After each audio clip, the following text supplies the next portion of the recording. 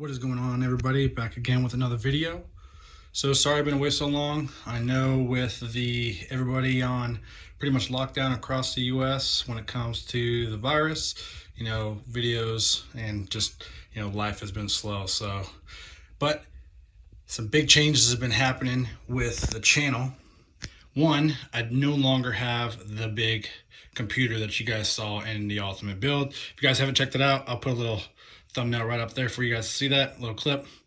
But what I end up doing is I've done so many different ranges of builds on this channel, ranging from, a basic, my first PC build, NZXT 340, and then all the way to the custom in-desk PC. And then, of course, you guys saw the Leanne Leo 11 dynamic build, which was an epic build and that I felt was great, one of my best ones.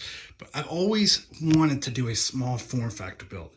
So all that PC got sold and I went and bought all new parts. So let's go and take a look at what we're going to be doing. One, the case. This, I've always loved this case, but I hated it that it had the tempered glass because I felt like that was very restrictive when it came to thermals. Not to mention you're already building in an ITX case. You definitely want thermals to really help. So thermals, this is the Evolve Shift Air. So it has mesh panels on both sides. I am going to be getting a custom front plate from, I think it's Mod PC. I don't remember. I'll put it in the link in the description, but I am going to get one of those. And so anyways, what we got, a 2080 Super. Put one of those in there from EVGA. It's a dual slot card. You can put a dual slot in here. So I have Corsair Vengeance, 16 gigs of 3200 speed. Now, I know with the Ryzen, you guys are going to probably hit me up in the comments. This is a Ryzen 3800 right here, 3800X. This is cast latency 16. I'm going to overclock it to 3400, which will pretty much, close the gap between Ryzen being its sweet spot at 3600 megahertz. So we'll make sure that that's actually good. I got an EVGA G650GM. It's their SFX power supply because you can use an SFX-L in here, but the cables get a little tight because right there on that side is where you're going to end up mounting the GPU. We are using a ASRock B450 Gaming Fatality one. It has great reviews. I know its power delivery is going to be excellent. Now, why am I not using a X570? Because I don't think that $200 is worth it for just that gen. I mean, I think when the B550s come out, if they even come out, I don't know. We'll see. Maybe that'll be an upgrade later on, but for right now, that is what I wanted. I wanted to keep that. So for cooling, the 3800X is hot. The stock cooler that comes in there, not good. At least for this. For maybe a 3700 and a 3600, definitely would be great. But for the 38 and 3900X, that stock cooler ain't going to cut it. So I got a 120 Intermax Liquid Max 3. It's an ARGB version because this motherboard does support ARGB. So this is ARGB, that would be ARGB, and there's an RGB controller within the case. So, and of course, the graphics card does have RGB on it as well. So I think this is going to be really great. I don't have the hard drive sitting out. I'm going to utilize my same hard drives I had before, which was a 500 gig NVMe from Crucial, as well as my Samsung Evo, which is a 500 gig. So those are going to be sitting inside the PC as well. So I don't have those out, but again, after I sold the other PC just to get this thing, I definitely wanted to keep those drives. So, hey guys, again, this is going to be my first build in an ITX. So I'm interested to see how it's going to go. Hope you guys enjoy. Let's go and get to the build. All right, guys, so with this case, here's where all the panels are off. So if you guys haven't seen this case, you guys can look on YouTube and find a whole bunch of videos on this, but 3.5 drive or 2.5 inch drive right there. You put your 2.5 SSDs right here if you want them. Now, one really cool thing is with the Evolve, this right here normally is this way, this bracket, it's this way. So that way your GPU, your fans that are normally on this side are facing in. So that really gets hot. So you actually can reverse this. I already did it. And so that way you can put it through. On the old shift, before they did the air, this PCI riser cable was actually too short, so you couldn't do it for some cards. And me having that 2080 Super, it definitely it's a pretty thick card, so I wanted to make sure I push over to the side. Now, fan orientation I'm gonna end up doing, I'm gonna use not much RGB in here, but this right here, the front's gonna have an exhaust, my two Nock 2 120 fans. I'll show you guys what I have right there, but one exhaust intake. I'm going to do the 120, a push-pull down here at the bottom, as well as the power supply coming out there. And you can see there's already a hole right here for where the fan comes out. So it's going to be pretty neat. I'm going to go ahead and get to the build. And as you see, all your cables are going to come out right here, and they feed out through the back hole that's right here, because this would be the back.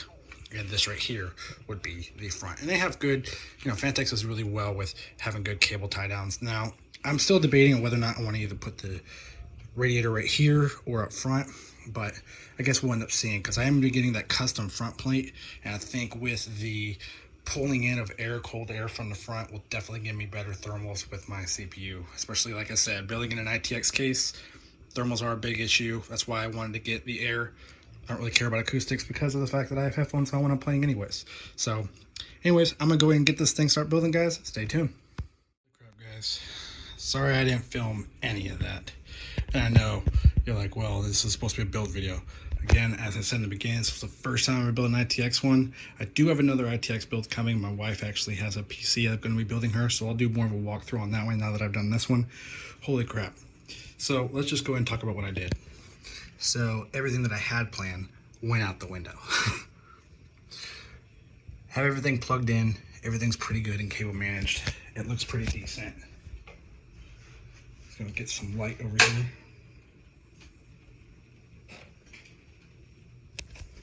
So as you can see, I had to use a slim fan, and I'll tell you why about that. So you got your 2.5 drive right here.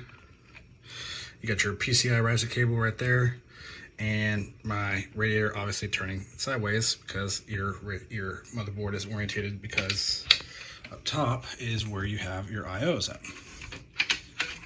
So shut that. And this is spring loaded, so it's pretty cool.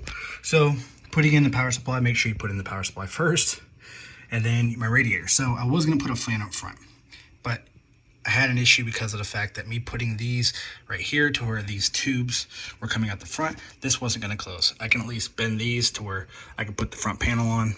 Yeah, and I am doing a push-pull, so there is another, you guys can see that down there, it is another 120 fan. So it is blowing cold air and then exhausting, and this also is an exhaust right there. So everything looks like it's coming on. I haven't plugged in. Let's see if we can get a boot. And let's go ahead and get a cable going. Let's see.